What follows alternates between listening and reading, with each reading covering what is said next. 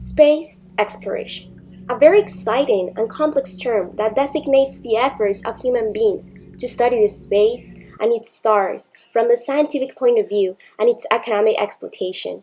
But will this fundamental concept that helps humanity to answer the most complex questions about space be beneficial for the Earth's welfare at all? Well, let's suppose it's 2035.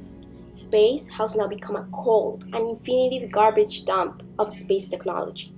Global communications, navigators, and satellites have been constantly destroyed and damaged due to the massive debris pieces on space. These are the remaining pieces from rockets and satellites that have constantly exploited or that have gotten detached from such in the past years. Since these pieces have remained on the Earth's low orbit, their 67,000 km/h speed has punched holes into metal objects like other satellites and spaceships. A domino effect has been triggered due to the destruction of the communication satellites, and the Earth's low orbit, or atmosphere, is now covered with this thick layer of debris pieces.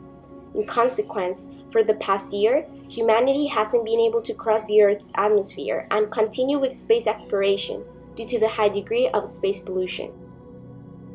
But why has this happened? Didn't scientists notice the long-term effects of space exploration before? Why might humanity continue to explore space despite the damage it causes to Earth's atmosphere, risking the chance to continue with space exploration? Let's go back to 2020, a year where a lot of entrepreneurs and well-known companies wanted to strengthen their ties with space exploration. One of them, the billionaire genius behind Tesla and PayPal, Elon Musk. Since 2018, he started working on the crazy idea that we urgently needed a backup planet, just in case the Earth got destroyed by an asteroid collision. He committed himself to launch a Tesla Roadster car into an orbit traveling beyond Mars, and he did so in February 2018. He stated that this will increase the probability of humans in space and flight crew missions on Mars. However, Musk is not the only one that stated such unpredictable theory about the Earth's and humanity's destruction. The theoretical physicist Stephen Hawking predicted this as well before his death in 2018. He stated that humanity only had 100 years left on Earth. Humanity was stepping in what he called a point of no return. Therefore, several other entrepreneurs have extended the name of their company into a new branch, space exploration. Like Richard Branson, the mind behind the Virgin Empire. He launched a space tourism program called Virgin Galactic that wants to give the opportunity to other people rather than astronauts to get to know space. How many customers have paid, $250,000? What's it up to now?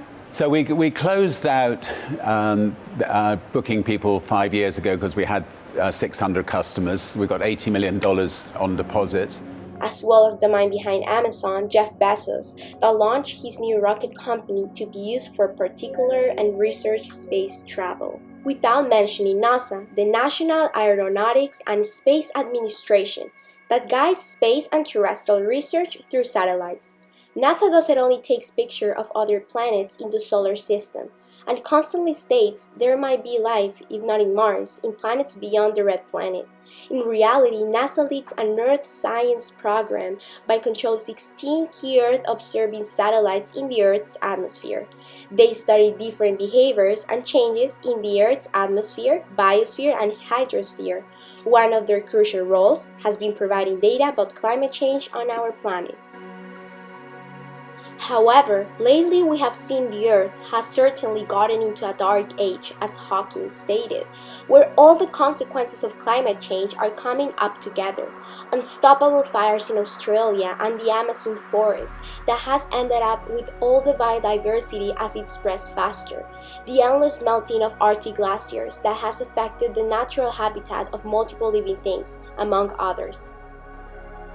So, why there has not been any investments from these entrepreneurs and even from NASA that has held the main data towards the chaos Earth is facing to solve these unstoppable issues on Earth before trying to find another home? Well, humankind's ambition comes far away since the centuries of colonial America. The great philosopher John Locke described this human behavior in his book, the Second Treatise of Government. Locke impressively explains the origins of private property and civil government since colonialism periods. He stated that humankind has embraced the thought of claiming lands that are not seen to be occupied or owned. Thus, historical heroes and colonizers, like one of the most well-known, Christopher Columbus, will violently and unfairly take indigenous lands, as such lands did not seem to be enoughly developed. This supports Musk's idea to back up planet Earth to guarantee the survival of humanity. Us, like the past colonizers, consider space as a possibly not owned place, due to the few existing evidence that proves other planets and moons are habitable by other living things. Thus, the successful entrepreneurs, in conjunction with NASA, spend their minds, efforts, and money to be invested on satellites, spaceships, and even roadster cars to fly around orbits and beyond, to indirectly mark humanity's new own territory and certainly remind to the possible existence or future extraterrestrial life that space now belongs to humankind. Going back to what Hawking and Musk stated about the Earth's end, both never mentioned the destruction of such by environmental circumstances, but by a scenario less probable like the crash of an asteroid, rather than an environmental catastrophe. This proves that the reason behind planetary colonialism is not due to the environmental issues or the desire to fight them off, but for what the political theorists Joel Wainwright and Geoff Mann called climate leviathan. In their book, Climate Leviathan, A Political Theory of Our Planet's Future, both discuss that this term comes far from how industrialized countries love to reflect their power through space research. These countries aim to maintain and ensure their economic and political power through space technology by, for example, launching satellites.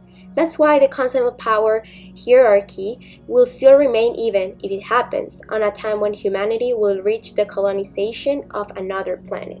The reason planet Earth is so destroyed is because of the mindsets and decisions of businesses, companies, all for selfish money-making reasons, or people don't care enough about what they are investing in and what they are releasing into the environment.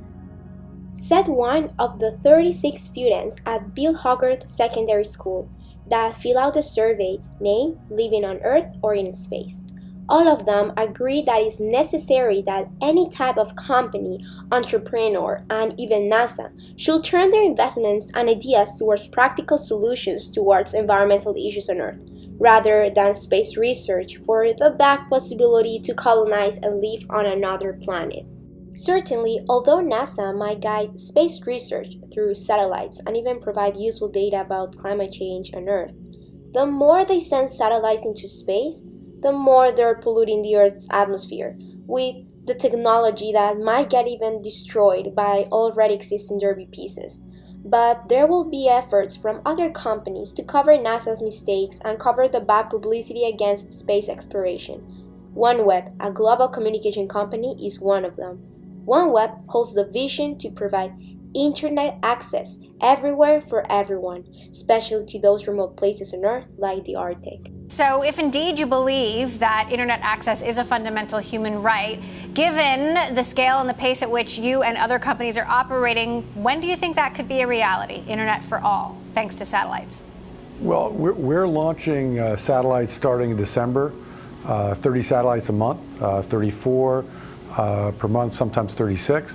We'll have our first phase of our system giving global coverage by the third quarter of 2021, and we'll be giving service in some places in 2020. Our promise is low latency service, and really everybody in the world deserves to have the best internet service, whether you're in the middle of Africa, Asia, Latin America, or in the heartland of the United States. Therefore, companies like OneWeb have the desire to ensure global communications for all 7.7 billion people and promote more equality within this concept. But don't you think sending more satellites and technology won't increase the quantity of junk into the space dump? Well, apparently companies like OneWeb and even the previously mentioned Virgin Galactic want to cover their mistakes, by promoting an ideal of equality and fairness to those that haven't experienced the global communication and space exploration networks. So, should the federal money be invested on space exploration to guarantee we find a backup planet right on time?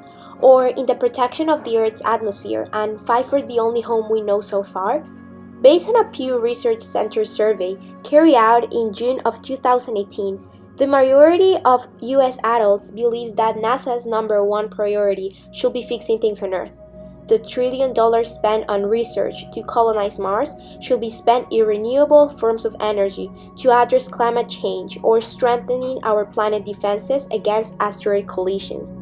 As well, BHS students agree on this statement, based on the survey filled out by 36 students.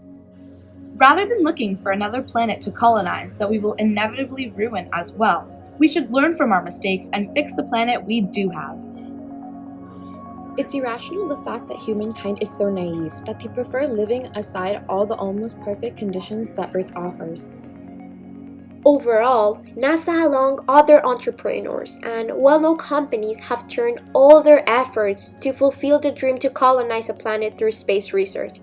However, they might not even be aware that their ambition to do so might stop us to find success on it. This ambition has come all the way since colonial periods in humankind's desire to experience the power of sovereignty and ownership. However, it's crucial to first solve more complex issues down here before getting involved in much more. We have everything on here, and if ever the debris pieces ever create a layer so thick that we won't even be able to cross the Earth's borders anymore, at least it will be worth it to remain on Earth, as we could save and maintain alive our own and best home.